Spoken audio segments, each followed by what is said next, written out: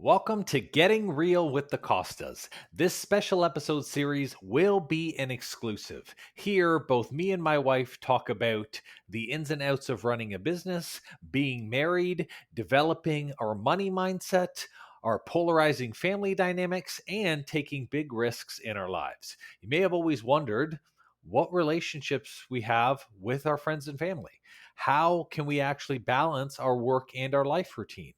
You may be wondering how we communicate as a couple, or even what our health goals and struggles are that come up in our day to day jazz. Well, you are in luck because we get to talk about all this personally and more, completely unscripted. Welcome to Getting Real with the Costas. Hello, everybody, and welcome to our very first podcast show episode. We are calling this Getting Real with the Costas, and we're super excited.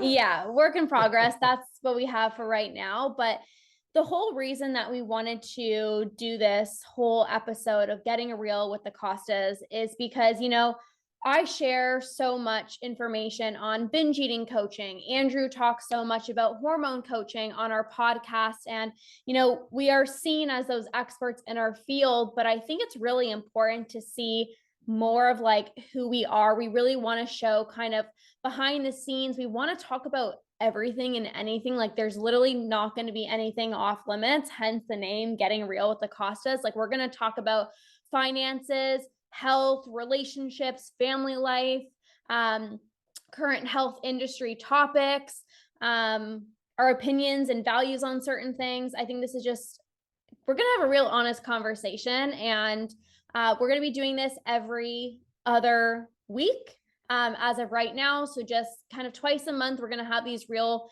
in-depth conversations. We'll probably share, behind the scenes of even what we're working on in our personal life, business. We both run our successful businesses, and really just kind of goes on like what behind the scenes.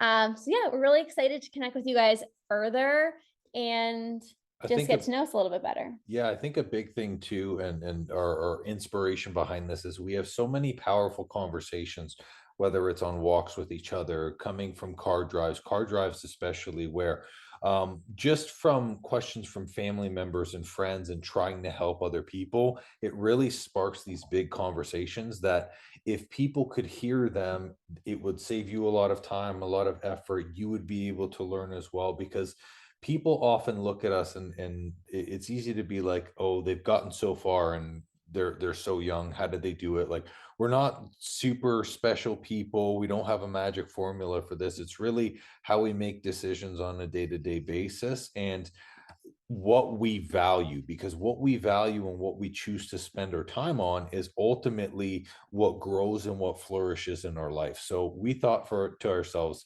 what a great way to be able to share this knowledge than to we just get really real. We talk about the things that we have conversations with on the daily, pretty much every week, and share that knowledge with you guys and gals so you can learn too. Yeah. So our first kind of conversation is going to be about money and our, just an overall relationship with money. And by the way, we do not plan these. So these are honestly just going to be like real raw in the moment. What our thoughts are about this topic, and just kind of go from there. Mhm. I guess I'll kick it off. I used to have, and even while we were doing business, like when we had our studio, for those of you who don't know, we had a studio location forever ago. And we actually used to do just like fitness training. Um, when we had our studio, and even when I was going into like coming out of college and getting my job as a crane operator too, my relationship with money was very poor because it was always in a state where I was just trying to make my bills. Mhm. And I learned that from my parents, and I'll say, like, my parents aren't poor. Like, I've always had food on my table. I've never had to worry about a bill. They never charged me for staying at home. Like, even though there was that, my parents have this unconscious thing which they say all the time, that, oh, this bill is so expensive. Oh, I can't believe this bill costs this. how are we going to do this? And that was something that grew into my mind really early. And that developed, and I didn't even know this, it developed into a poor relationship with money. Yep. I wanted to get money so I could pay my next bill. I was worried about when the next transaction came out. And then when we had our studio, I feel like that tripled in nature because now I had this expectation where not only did I need to make money because if we didn't we would fail, it was also like I need to make money to pay our parents back because we chose to take a loan through them instead of the bank. So I didn't want to fail them. I didn't want to fail me. I needed to make sure that we made our bills. And that was a huge state of overwhelm, probably the biggest and most challenging part in our lives together that we experienced. Um, I never realized the importance of how much a money mindset is because people tend to think that money is bad. And that's because when you look at it from a form of desperation, from frustration, when you're always worried about the next bill, you never actually get to enjoy what money really is, which is its access. It's all money is accessibility and a tool, a vehicle for you to be free.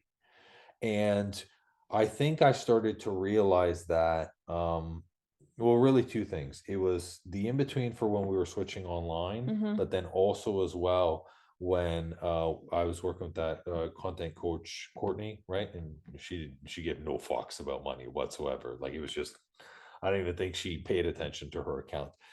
And I realized, like, you know what? If I actually enjoy the process and I focus on being the best person that I can be, my bills always get paid.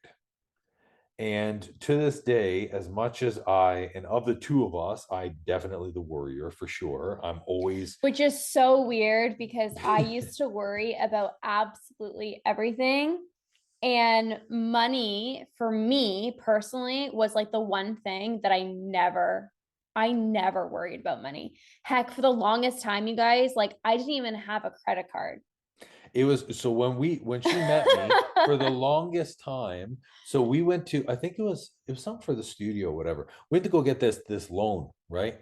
And then the bank woman says to Lorna, like, you have no credit. And I was like, what are you talking about? You have no credit. Like this, you were 20 something at the And time. I was like so pissed off because like I was like making like good Yeah, money so and I she had had the money in her money in my account, account. but And she had literally no credit. So no one showed her how to create a credit card, how to pay. Oh, that's the funniest part too. And we'll go to this in a second, the payments the first time or whatever, right? But Lorna was not conditioned to that, right? And like it was even that point where the first time she got a credit card, she just like thought that the bank would just like take the money from her account. Like it was yeah. like the money's there, take it. And I was like, no, you gotta pay it. She's like, what the hell are you talking about? They can just take the money. And I had to explain to her that she had to make payments on the credit card, but it's two totally different perspectives, right? And I realized very quickly, us having a physical location, like we love coaching with a passion. It doesn't really matter if it's health or not. We just love educating and teaching people and helping them learn. But I really started to hate my business. I started to hate my life and my circumstances. I felt like my job and our company was almost like a prison because I was absolutely paranoid about what the next bill was. And that desperation, it built into that unhealthy fear where when I would speak to people on consultations, I like was almost begging people to do that. And Yeah. after working with a few coaches, I recognized what money was, which is a vehicle. And the moment I started recognizing, like, people are coming to us because they need us, they need our help, they need our support.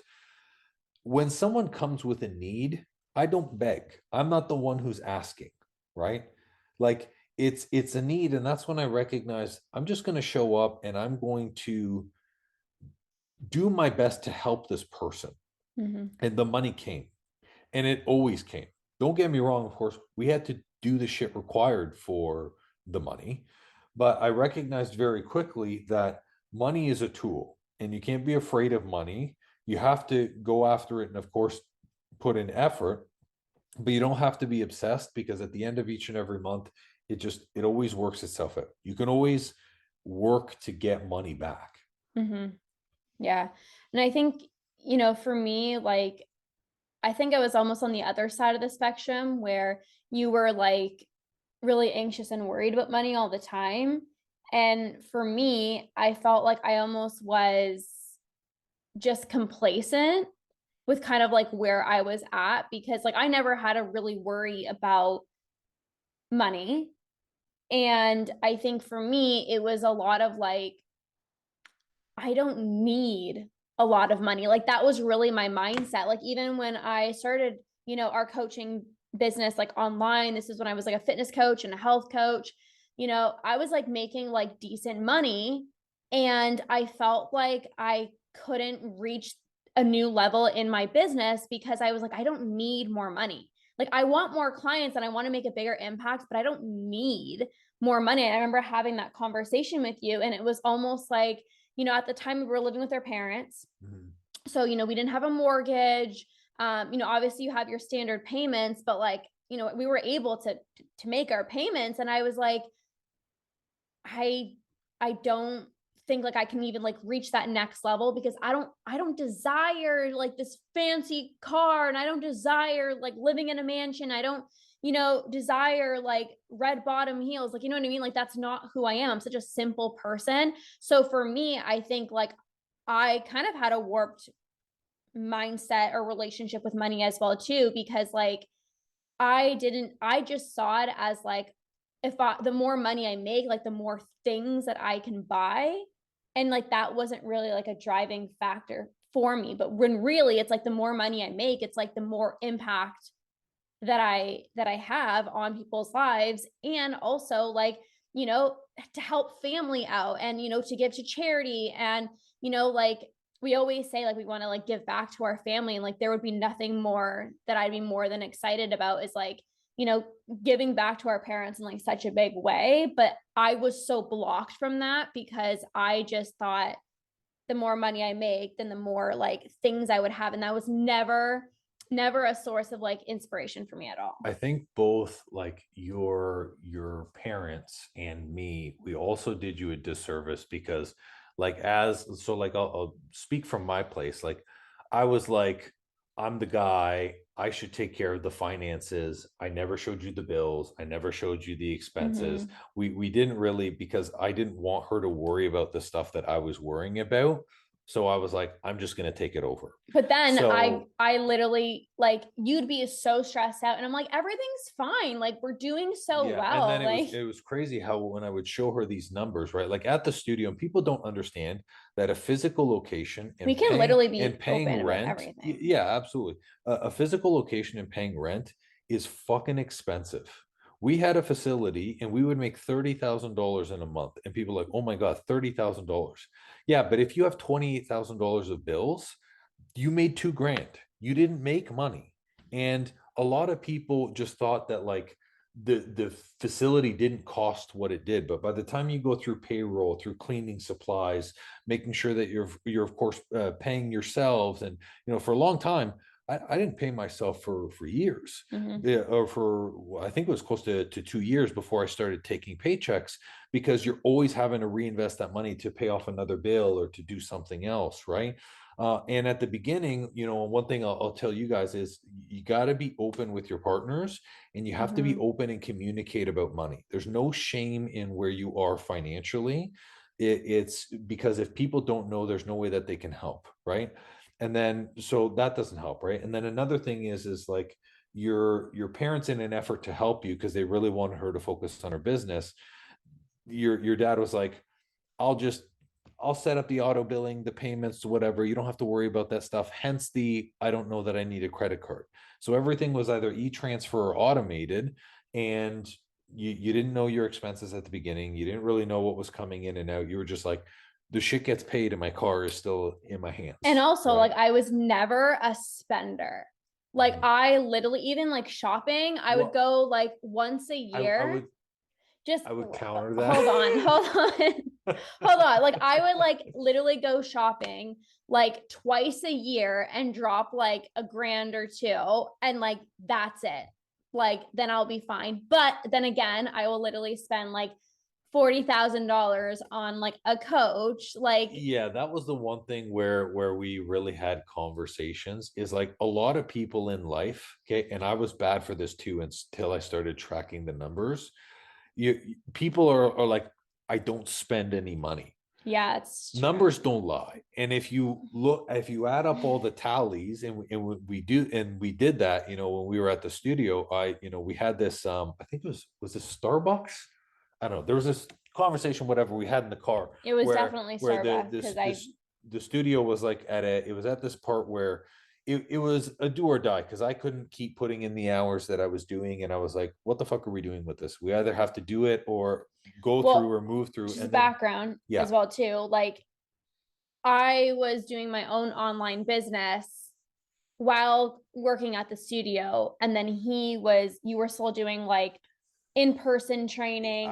So we were doing, like doing a lot. It was an in-between, but we had a real conversation, and I was like, listen, it's easy to say like we don't spend, or like it's just the basics, but when you add up all the numbers, you're like, oh holy shit, there's money that's here, right? And one of the things that me and Lorna we will always invest in ourselves, because even if you go to $0, you keep those skills for life.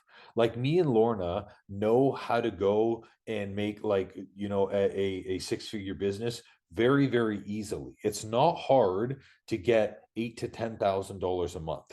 It's not hard. We now have the skills to do that. If we were to close everything down, we could do that again, because we don't lose the skills. So investing in ourselves, we always did, right?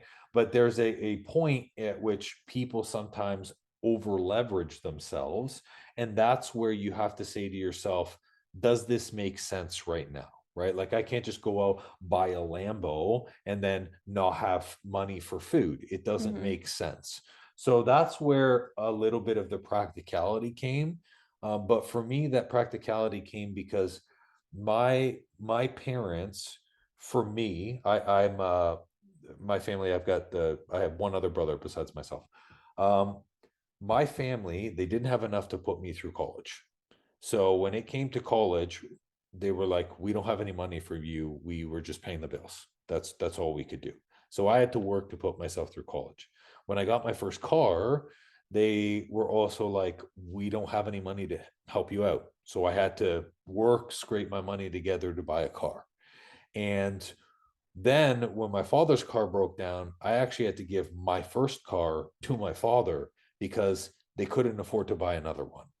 So like, again, always had food on the table. We were always able to make things, but I understood at a very young age, like shit costs fucking money. And if you can't pay for it, you can't get it, Now my parents, now because of what they went through with me, my parents smartened up. They worked with a financial advisor. They started getting better advice, and they were able to save.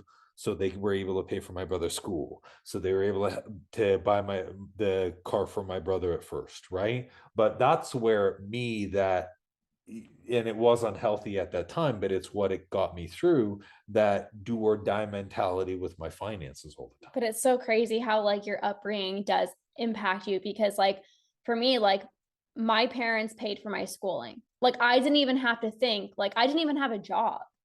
I didn't have a job until I was like 18. Sweet. You know what I mean? Like I had my first, like I did my yoga certification and I became like an insanity instructor and like a personal trainer, whatever. But like, and I was doing like Beachbody on the side, but like in university, I never worked. So then I came out of university when I was transitioning from university into college, and I got my first job at a gym being a personal trainer and a group fitness instructor. And I literally was like, I believe that was actually, you didn't work anywhere else. No, I've only worked one place. One place that she worked for herself. That was it. She's like, fuck this. Yeah, I was like, fuck everyone else. I just want to work for myself. And like, I was basically working for myself at that gym because like we ran the place, but that's a whole other conversation. But like, I became so not stressed about money because like my parents paid for my schooling, and like I never had a job, like, you know what I mean? And like obviously I was like fortunate that my parents were able to like pay those things for me, but then also I sometimes that isn't a good thing, because it was like, well, everything's just gonna be paid for me. The advantage that we have, and I do believe that, so I don't believe in luck in anything. Okay, you're either fortunate or you're privileged, right? We were fortunate to have parents who I never had to worry about a roof over my head. Yeah. Neither did Lorna. That was covered. And really, let's just say we went bankrupt. There's a room at our parents' house that we could literally go. Yeah. And our lives wouldn't be affected. It wouldn't be a game over. Some people don't have that. And that's where, when people talk about privilege with money or privilege with knowledge, that's where that comes from. Is some people do not have the ability, like their parents are not stable. They don't have a place to live. They're trying to help their parents pay their bills, right? Yeah. So, although it came from that, the mindset never changed. And as we started then going into business, we started coming across, for me personally, I was coming across clients that had stupid money. And what I deemed stupid was money that you could, like, 6, 7 rental properties going, like we're working with a couple now. They're in Barbados every 4 months, and like they're traveling all over the world. And I was like, I don't have that. How did they get that? Because they're only 60 years old, and at twice my age, they have 10 times what I have. So at my point, I was like, now that I'm comfortable with money and I understand that it's a vehicle, I started having conversations with people who had it to see what they did differently. What are you investing in? How did you get here? What do you do for work? How did you save your money? And people are very open, because again, everyone wants to learn, educate, share, right? Like everyone's, no one's going to be like, "Oh, I'm not going to tell you how I did." Like, it all comes down to the same things, right? Is you have to start saving early. You have to have a little bit of discipline. So that means, like for us, right? We have this certain amount that we save each and every month now. Besides that, you have to be consistent with it. So don't just pull your money out the moment you get a little quick thing. It's like you have to let it sit and let it grow. You have to invest in things that have value, which is where our rental comes from. So all of that stuff, I was looking at that and I was like, these people have this, and this is how they can pay for their schooling for their family, how they can go on all of these travel trips without having to worry. And that, to me, the definition of being successful is not about a dollar figure, but it's really about, if I can tell my family 2 months from now, we're going to go to Mexico and we're going. I got the tickets, let's go. That to me is success. Yeah. Or being able to have a rental cottage where each and every one of our families, each uncle, whatever, everybody gets 2 weeks out of the year to then go and be able to build that. Or for us, a big thing for us is we want to travel every single year. We're online coaches now. We've been slowly changing our business model and changing the way that we invest so we can start doing this in the future. So we literally, and I don't know if you want to share and talk about it, but we're going to be closing on a rental property literally next week. It's our first rental property. And our intention is to buy one every 4 years. And I just even think, like, so when it came to the rental property, so Andrew went to go see it. I had no idea what this rental property even looked like. And like, I didn't really care, to be honest, because I'm not living in it. So I'm like, as long as it's not a freaking shit show, like, we're good.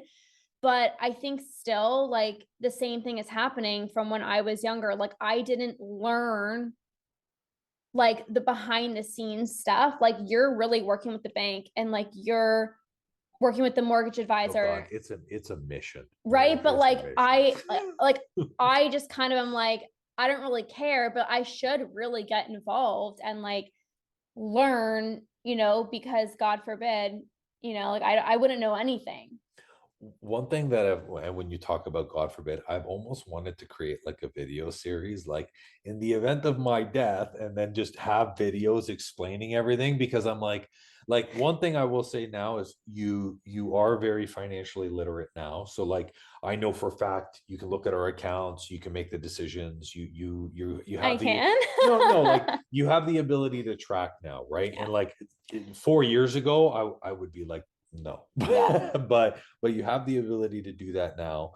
I think there are still some things that you do need to know. Like one thing is like that we still haven't really talked about is like if you were to be like gone tomorrow, I don't have logins. I don't have access. Yeah, How do that's I so true. communicate with your clients? What do I tell your people on social media? Do you want me to shut the account down? Do you want, Yeah, I I know. have no idea. Me, it's pretty simple. I use the same password for everything. So Literally, I'm you like, I just, know yeah, everything. you get in and then you're good, right? Yeah. But the thing is if I passed away, you would have to deal with this closing or a potential sale of this rental property. And I don't think you would know how.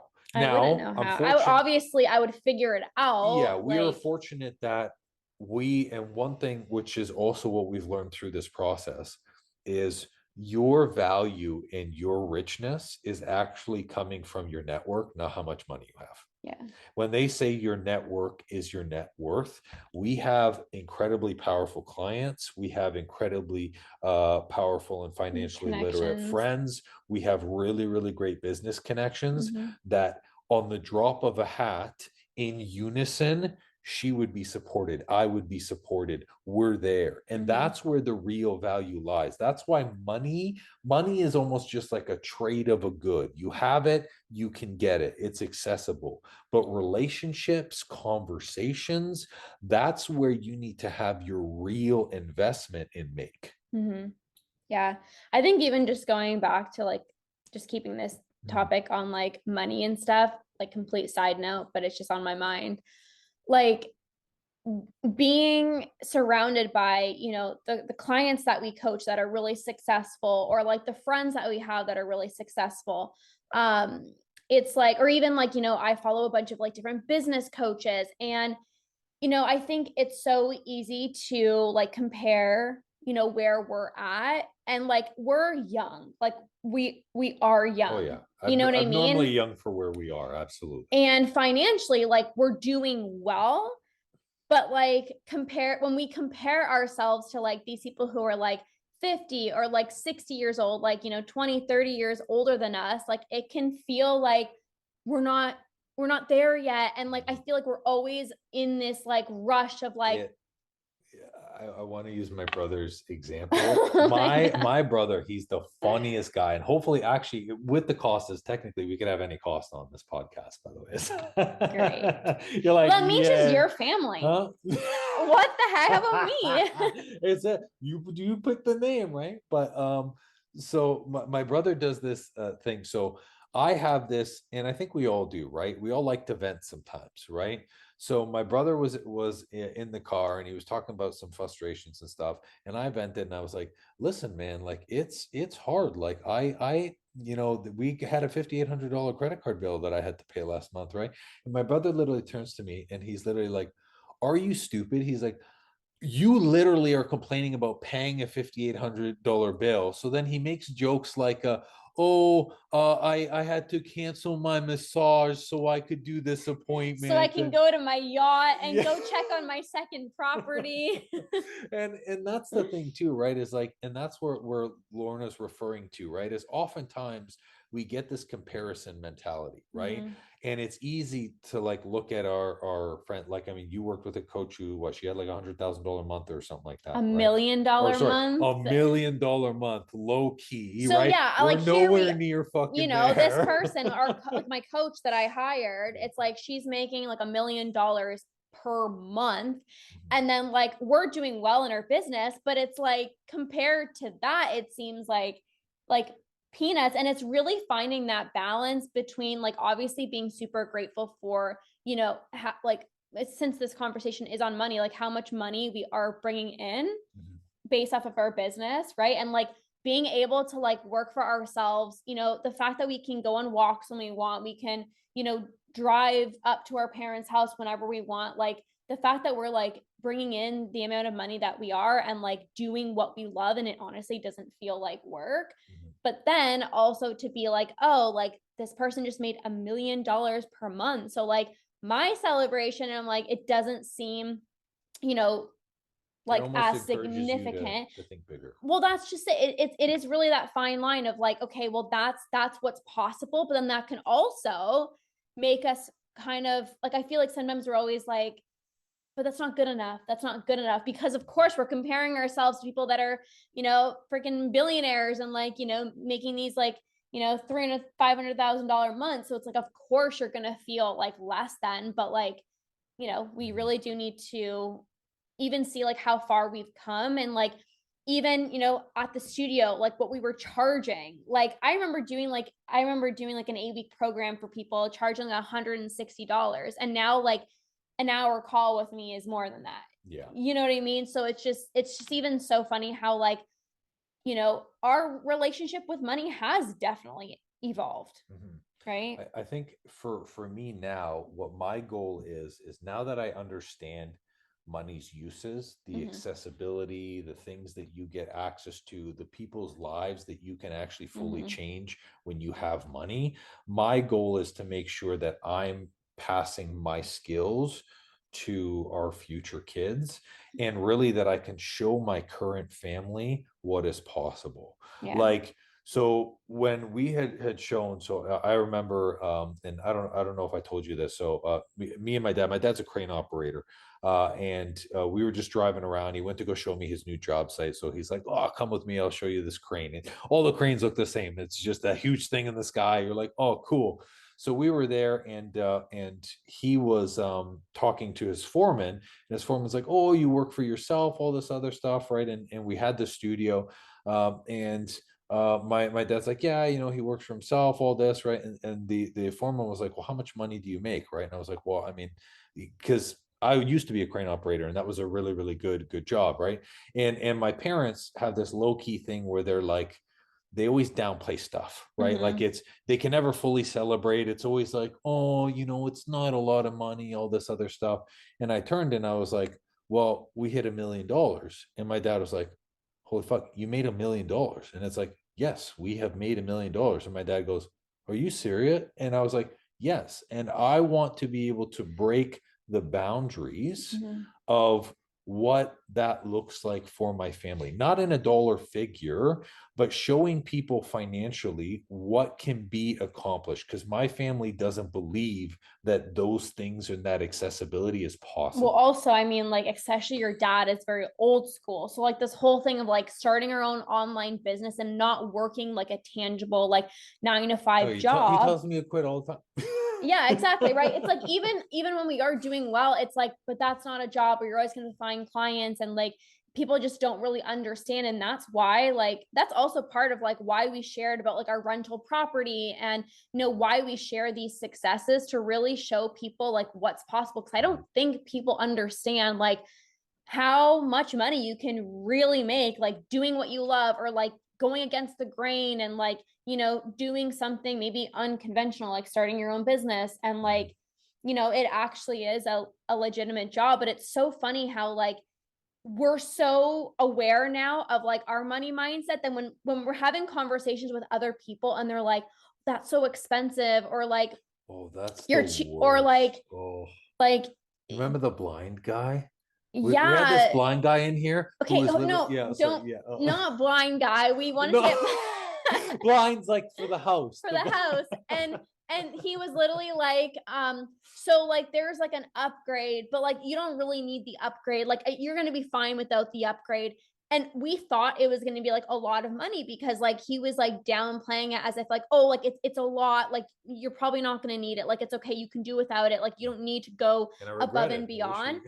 And it was like literally $50. Like if we literally knew, we would have been like, what the fuck? Like, yeah, and $50. I even had a conversation with him, and I was like, I don't know if you do this. I don't know if because we look young, he's like, oh, they probably can't afford it. $50 Yeah. is a make or break, right? But I'm like, don't do that. Don't be like, oh, you don't want it, Because or we you would have don't. loved the upgrade. Well, Like, yeah. So now here we are, like donuts. We got to have a wind up cord where we're pulling the blinds, and we could have had a button, right? yeah. But it's something so simple like that. But people's mindsets, even around food, right? When we have conversations, and like we buy everything organic, and we've got a local market that we go and we buy, and that is worth the investment. Part of the money mindset is when you spend money in good ways, that money comes back to you in good ways. But And also, that's why that cycle, you have to keep going with stuff like that, because money does really return and go but it's back, also and like a return on your house. So like we're not just spending money that's a on like part a of the purse.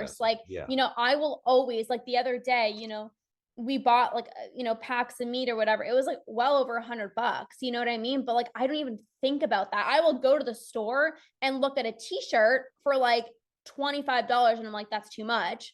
But like I will literally spend, $40,000 on a coach, or I will, spend however much we spend each week on meat and like not even Yeah. think about it, because to me, it's my health, it's my mindset, it's what I prioritize. Like we sometimes people will say like, I drove to another store so I could use a coupon for Oh my cheese. And gosh, I'm I like, knew this one if your person. if your concern is like $1 for cheese, you're not, your head is not in the right place in terms of where you need to save. But also time is That's money. Like that is I will yes. never freaking drive to Timbuktu and then over here. Like I will go to one store and I don't care if something's more expensive. Like I don't even look at price tags, which is No, obviously not good at all. Like I don't look at price tags. I I know you just don't. It's grab what okay. I need.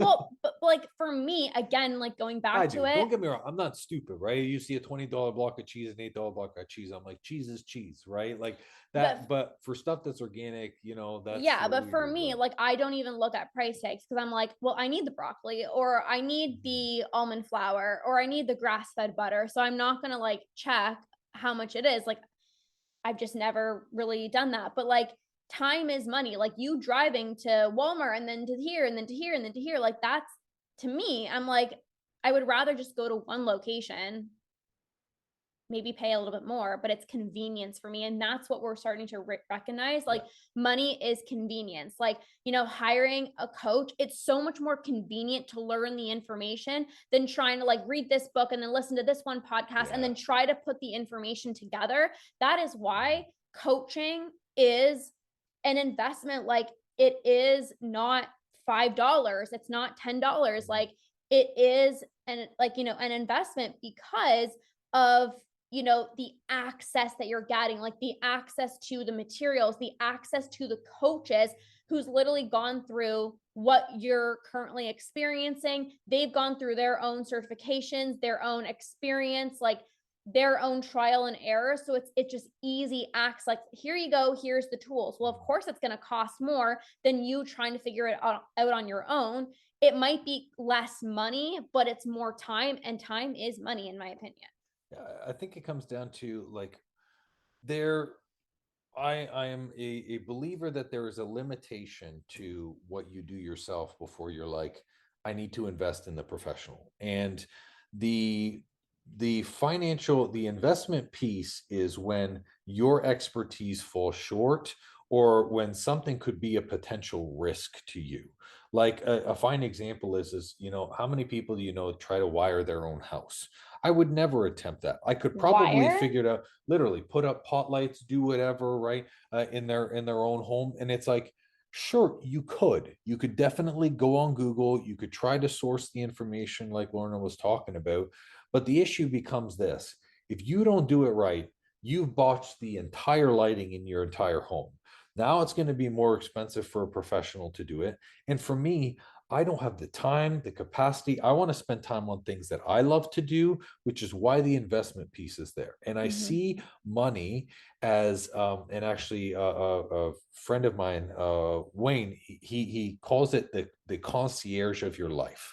So like, have you ever met in a concierge who was like, oh, your room is ready. I have this for you. I know you mentioned that you wanted to go to this restaurant, so I took the liberty of booking reservations. And you're like, fuck yeah. I had a concierge on my That's wedding day and it was that's so nice. Hold on, let me get the phenomenal. door. Okay, hold on, let me pick up your dress. Hold on, do you need anything? And I was like, That's what it wow. is it's It's really service, it's it's access, it's exactly. convenience. That's really what it is. Yeah. So as we started to realize that this is why it's so important, one, to charge what you're worth. So for those of you who are making your businesses, don't charge cheap because you're not serving anyone, because you can barely serve yourself if it's cheap, right? We learned that very easily.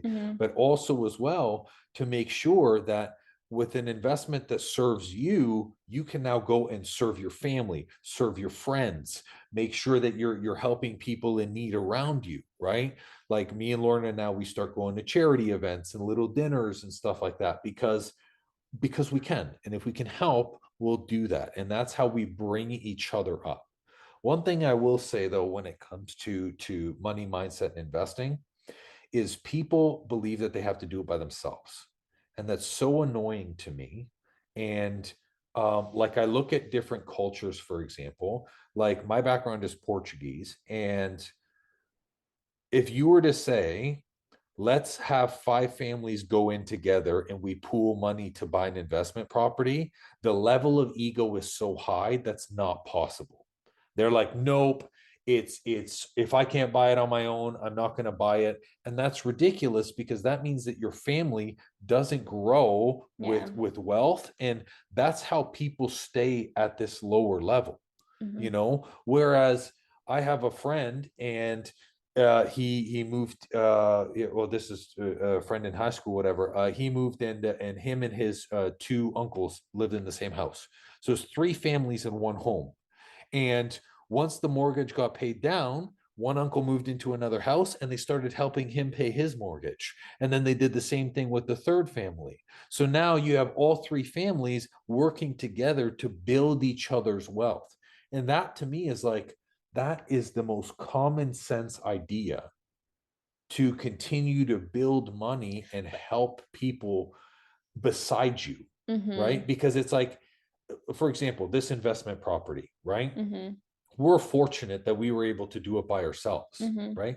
But my cousin with his rental, he went in with 3 friends. Yeah. He had a deposit, other guy had a little bit and a little bit, and they bought. And now that their property is worth more money, he can sell and he can buy something for himself. Yeah. He wouldn't have been able to do that if he would just done it on his own. So this is where you have to use the support from a partner, talk to families about stuff like that, because people, there's no point in just sitting on money. There's no point. You have to make it work for you. Yeah, no, I think that's really important. And like, even when it comes to like relationship building and stuff like that, it's like you said, it's like really who you know.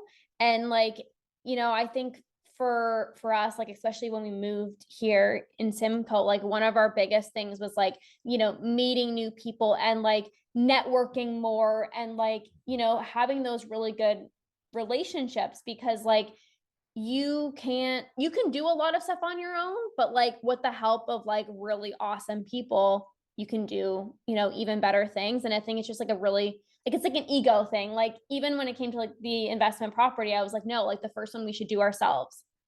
Like, because I don't know, like you always like, I don't know, I'm very independent, the and only like reason why my thought process is like, I don't want to have to like worry about like other people. I'm like, I know that I can do this. Like, I know I can, I know I'm going to pay. I know I'm going to do, like, you know what I mean? So it's like, I just like for stress out me, about the reason people. why I did the first one by ourselves was because I want to know how to do everything.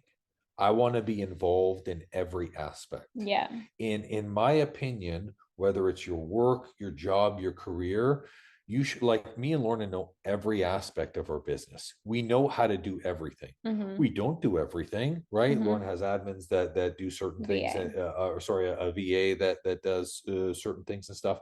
But like, we have the ability to, if we need to, we can do it. So for me, I saw this first rental as, I'm going to be able to see what it's like to own a rental property, how to manage a rental property, the paperwork required, which, oh my God, is brutal. But for me, I get to know every single process. So now I'm not lost. I'm not reliant on other people. When I'm talking about pooling investments together with people, you can go to a lawyer and write up an agreement that says you're responsible for this, Yeah. I'm responsible for this. Remember, we even did it. So technically our businesses are together.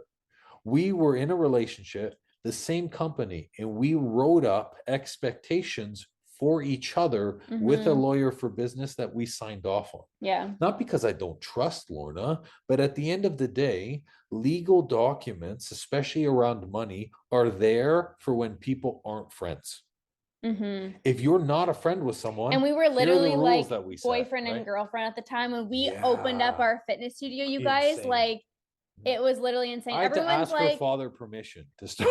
everybody's like, everybody would come into the studio like, oh, like your husband. And I'm like, boyfriend. And we're like, oh, okay. Like, that's kind of unheard of. Like, nobody really starts a facility, let alone like a business, like with a girlfriend or a We boyfriend, definitely tested our relationship. There are three things that kill, and I know this is a little bit off topic, but there are three things that kill relationships. Finances is a big one, lack of communication a second, and not having an intimate relationship. And people don't understand the value of those three. And we were put in the fire very quickly, where you were like, I'll do the business because you want to do it. And I asked your dad, and then the finances got real because I was like, my name is on this. Like, if this doesn't work, I'm fucked. Like, it's not. And here I was, I'm like, everything is gonna be fine. And you're like, no, like seriously. Yeah. So it's like we tested ourselves very quickly, but I believe that's also why our relationship now is so incredible, because we had all tough talks about money. We had all tough talks about communication, right? We've always been working on our intimate relationship and how we spend time with each other. So that has really, really helped. But the financial aspect plays a very big part in that. And right? I think, and people fight about money all the time. And I think like the way that we both spend money, or the way that we look at investing, is a little bit different. I kind of want to talk about that. So for example, like for me, I used to be very like anxious and very like stressed out, not about money, but just like I need to make like the right decision and the right choice. And I got to like ask other people, do you think this is a good idea? Am I making the right choice? And then when I started to become more intuitive, I started to feel like this pull in my body, and it's so hard to explain, but it's like, it just feels like this is the right decision. And I really don't have any, like, I do have some logic when it comes to like making decisions or like investments, when I like where I put my money, what I spend my money on, but it's more like this feels really good for me right now. Like, I don't know how it makes logical sense, but it just feels really good. And then, it's really hard to sometimes bring up what I want to do with my money with you, because you're very, I have questions. But he not only does he have questions, I but also have comments. yes. He has questions, he has comments, and then he's just very logical. Like, okay, let me go pull out my calculator and I am going to calculate to see if this is going to make logical sense. But I'm like, it doesn't make logical sense. Like, you know what I mean? And when I want something, I get it. No, but like when I want something, I just feel that it's the right decision for me now. And it's so hard to explain. Like, I can't say the reason why I should invest in this is because X, Y, and Z. I'm just like, I know it's the right decision. And you're so logical that you want to know because there have been wrong choices that I made. And when I say wrong, there's every mistake is a lesson. So I take wrong things and I don't say, oh, this is BS. I can't believe I spent this money. How terrible. Like, there's a lesson to be learned in everything. And sometimes that lesson has a financial penalty to it. And that's okay. And that's fine. The way that I approach it for me, and why it's more logical, is I think to myself, in terms of the value, is I really look at it at a couple of things, right? One, is there a skill here that I do not have that is faster to pay for than it is for me to learn? Is it going to cost me more money to learn? That's number one. The second part of that is there going to be a possible return on investment? So, for example, if a business coach teaches you how to market and you get more clients, there's a return, right? Or, for example, if you hire someone to remodel your kitchen is now worth more money, your house is now worth more money, there's a return. So I look at that. And then the third is, in terms of the speed versus the cost, can I recoup this money if I don't learn anything? And that was the one part that I didn't pay attention to, which is where these mistakes were made, is I would choose something based on those other two things, but I actually really needed that money for something else. And I've learned a lot of lessons, right? Like, for me, you're fortunate all of your coaches were good. You know, we've hired bad coaches. Okay. And by bad, I don't say terrible human beings, but coaches who were like, this will happen, and it didn't. And I was like, whoa, okay, that's fine. But then I realized really what coaching is. And it's something I think we're both agree on is when you have a pedestal level of expectation on anything, a service, a coach, a program, and you're so desperate for that thing to work, that's the thing that's going to make you successful. Your desperation is going to kill that. And a lot of times people think, if I throw money at it, it'll make the problem go away.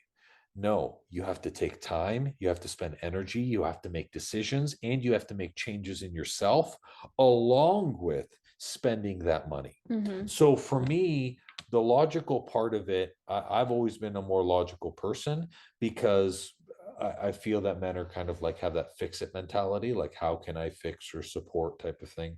But the logic is a way for me to break down where this money is going and what it looks like to possibly come back. So you're right in saying we're totally different right now. But I feel like intuitive. sometimes it actually works out really well, because I feel like if we were like both really logical, then it would just be like, does this make sense? Yes or no. But then, like, I think because of my more intuitive decision making process, like, it's also helping you like kind of release that control a little bit and be able to go with the flow a little bit more and like be spontaneous.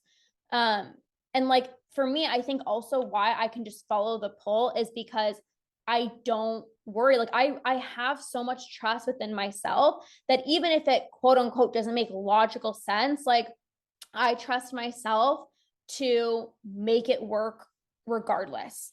You know, like I have so much trust in myself. And when I feel that pull, I'm like, that's my intuition. Like that feels in alignment for me. So I'm going to make it work regardless if it looks like it's going to make logical sense.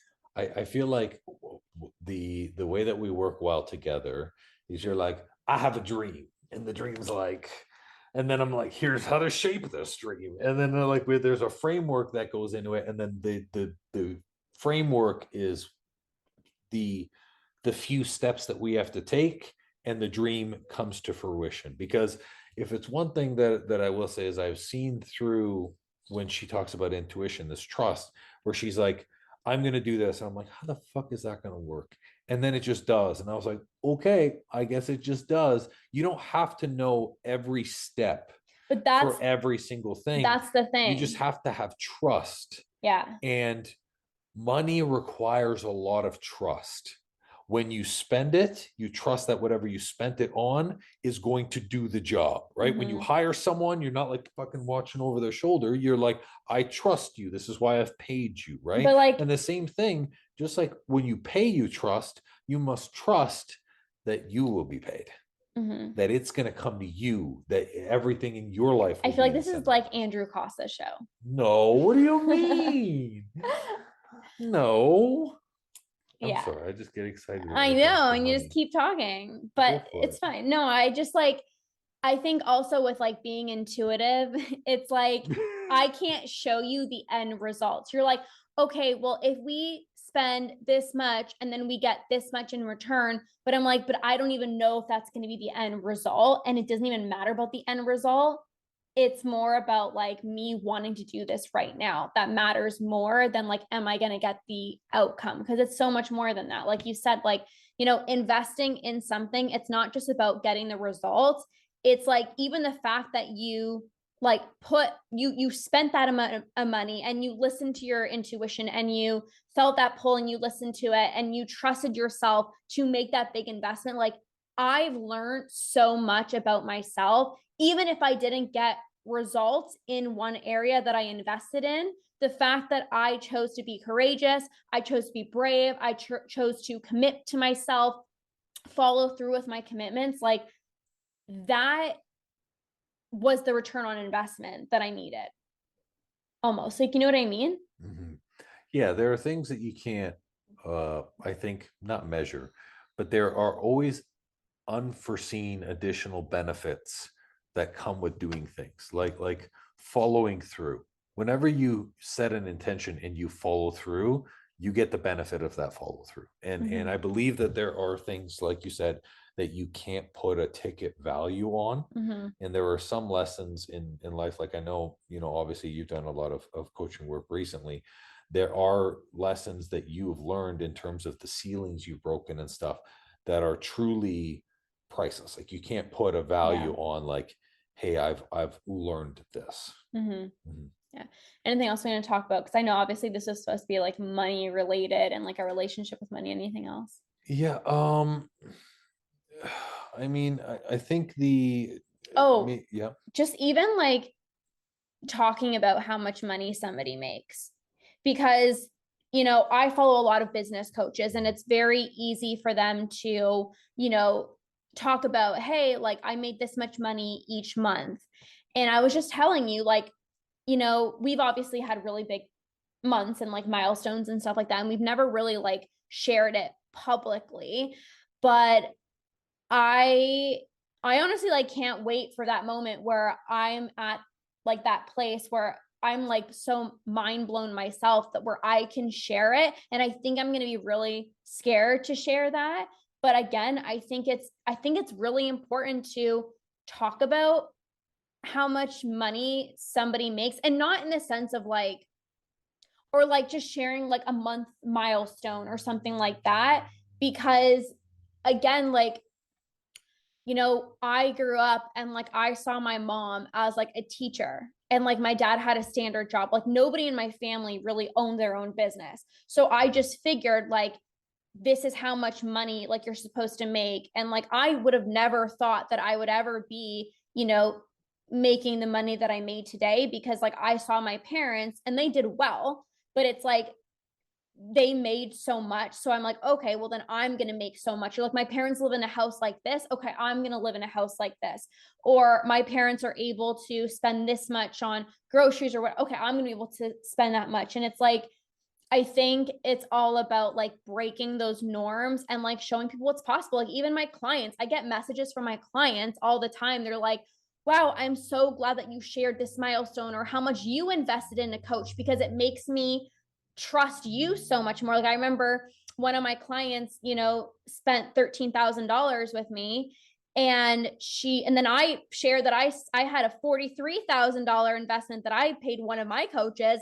And my client was like, I'm so glad that you talked about that, because like, I want to see people like, doing these big things, and even how much money you're making. Like it really does show me what's possible. And the people that share online, like I feel like I'm able to calibrate to that. I would have never ever thought that like, $50,000 months or $100,000 months were ever like possible if I didn't see what other people were making.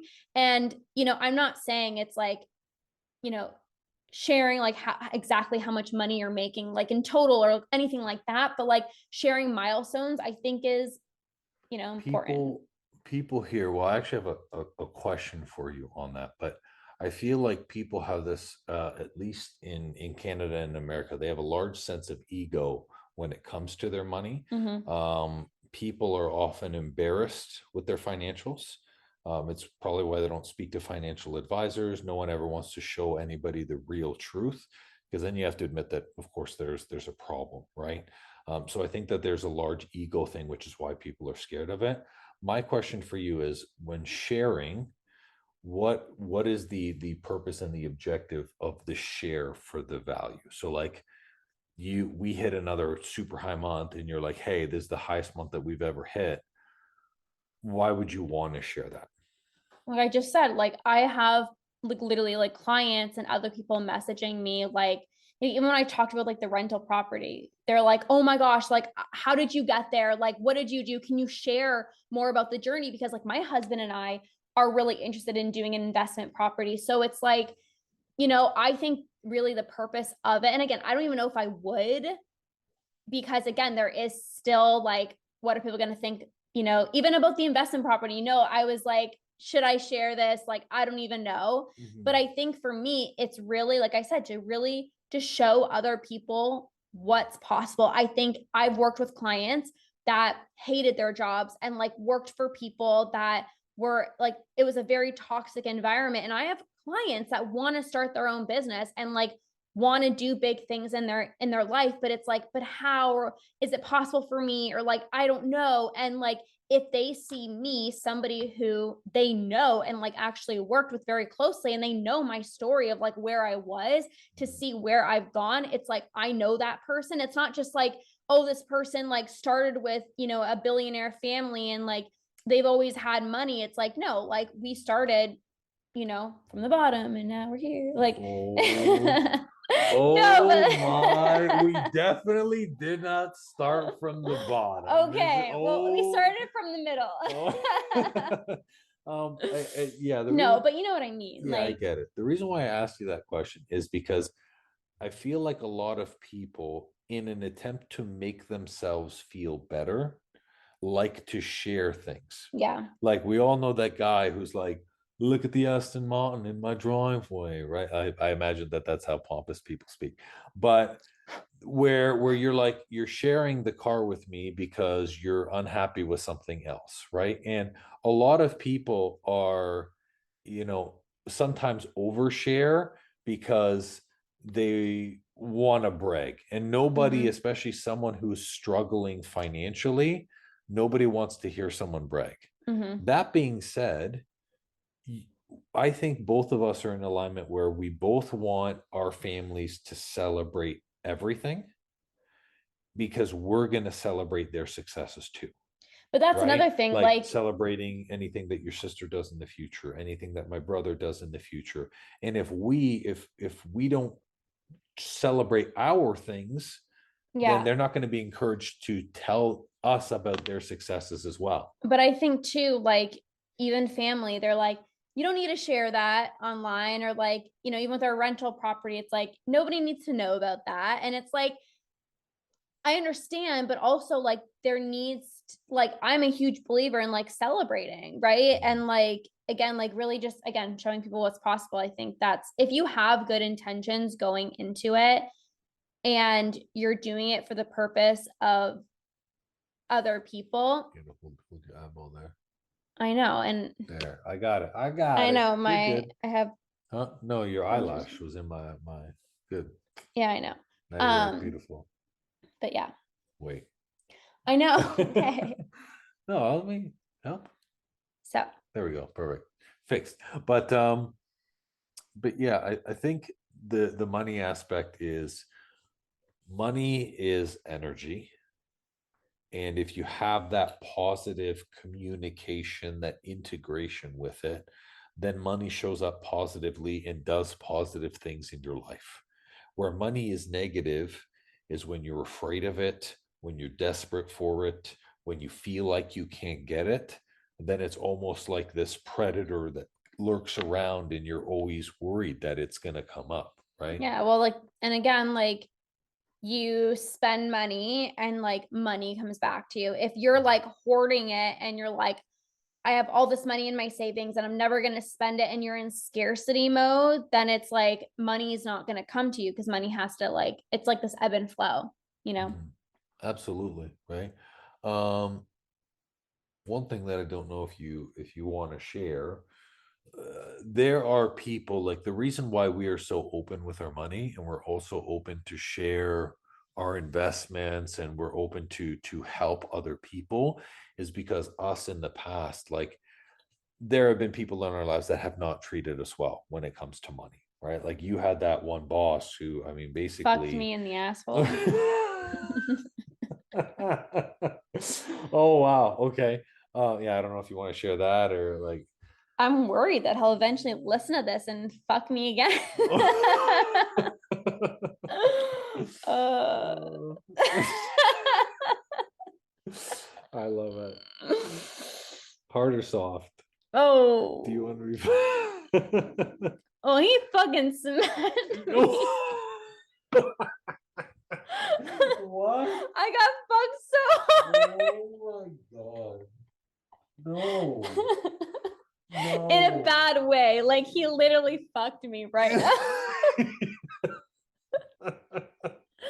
Okay, we have to share the story now, because Yeah, people are gonna literally think I got absolutely. fucked by my boss, and that's not true. Like, I did, but I didn't. Oh, sure. Oh, Well, no, I was working at this place. I'm not gonna get too yeah. specific, because obviously, I was working at this place, and I had no idea about, like, what I needed to receive. Like, obviously, okay, you get your paycheck. I'm like, awesome. Like, I got my paycheck. Like, I'm good. But I needed to be provided with T4s, right?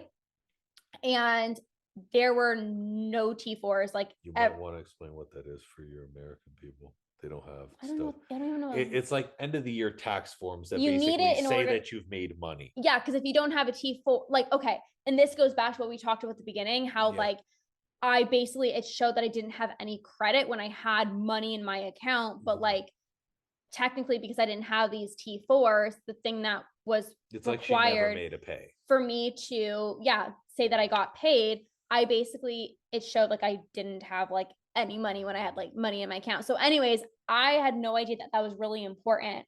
And like there were like no T4s given to me. So when we wanted to like go buy a house or like start the studio, it literally showed that I had like zero credit. And like then on top, being an entrepreneur, it was just a shit show. And the interesting part about that was, so he did this to save himself tax money, because by not having an employee, you don't have to pay tax for that employee. Like, we pay tax all the time on our own payrolls, on other things. And so basically he fought. So it's not that you didn't have any. He filed the papers and put a big fat zero that she made no income. So because it was a zero, the bank said you made zero income, and they took it as what it was. And there are people like that who are always going to show up like that in your life, right? Maybe you pay someone for a job, and you know what? They don't do the job, and they fuck off with your money. Yeah. That has also happened to us, right? And it's like, at the end of the day, you have to think to yourself, how I want to be treated with money is how I need to treat other people. Because if I'm the kind of person that fucks off on a commitment, I can't be pissed when people do that same thing, right? Or if someone has the intention to provide a certain job, and then they're like, oh, actually, psych, it's $10,000 more expensive, right? Yeah. Like, for example, the renovation of the studio, right? We had a quote, and the quote for the guy said $30,000. And thank goodness that we were able to get $35,000, because then, and it wasn't your uncle, by the way, with the flooring. That was fine. Okay. But when it came to putting up the paneling and everything like that, he was like, oh, actually it was more, it was 38. And I was like, that's always our the agreement, case. Like, that's always the case. But that shouldn't be the case. I know. It shouldn't be the case, because when you are changing the terms after the fact, it's like you're holding that person hostage, right? So, well, you're not going to just like have a half-ass job done. Like, obviously you're going to want them to finish, right? And that's exactly right. So it's like, but that being said, that doesn't mean that me and Lorna are afraid to invest. We're not afraid to invest. We're not afraid to spend our money our way, because those were one-off situations. We learned the lesson from it. And then we said, next time, I'm going to make sure there's a clear-cut invoice. Next time, I'm going to make sure that there's this, or I ask more questions before being a part of this service, right? And you know, that really helps from the financial standpoint. And I also think this goes back to like, I just wrapping this up of like, remember how I said at the beginning, I was like, I was never involved in like the finances. Like my dad did a lot of things. Like, well, same with like this boss. Like I didn't ask questions. Like I didn't learn, I didn't know a lot. So like I had no idea about that. So like this is also why it's so important to like know about your money, know about your finances, like learn about your taxes, and like you know what I mean? Like get involved. And like I'm still like trying to get as much involved as possible, but like if you don't know these things, then like you just don't know, you know? So it's an ever evolving journey, and like there's always just so much to learn. And you know, we're still learning, like with our first investment property, like I'm sure there's going to be a lot of things that we're learning for like the very first time, and like it's just going to be a learning experience. But like one thing is we're not afraid to take risks when it comes to money. And like I think that's truly why we're here. Like with the fact that we like, you know, opened up our own fitness studio. We started like 3 businesses basically.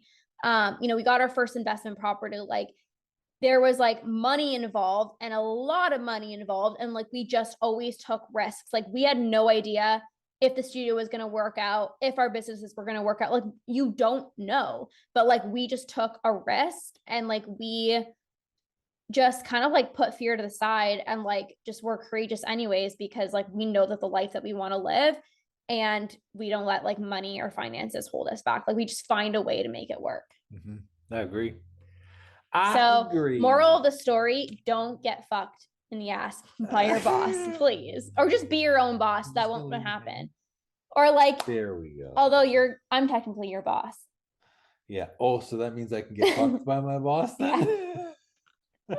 Oh my gosh, this is amazing. Oh, I love it. Yeah, we'll end it there before it gets weird. Yeah. Before people just stop listening. But yeah, so this was our first what do we even call it? Getting real with the Costas. This was our first kind of episode, and hopefully you guys enjoyed it. Like we're going to be really diving into like friendships, relationships, family dynamics, the online coaching industry, what it actually takes to grow a business. Like we're going to take you guys behind the scenes and really just share it all. So it's going to be fun. Yep. Amazing. Well, thank you guys so much for listening to the Getting Real with the Costas episode. We will be putting one out every other week, so definitely stay tuned. And if there's like any specific conversations or topics that you would want us to discuss, we are more than happy to do that. So thank you guys so much, and we'll catch you guys in the next episode. Bye.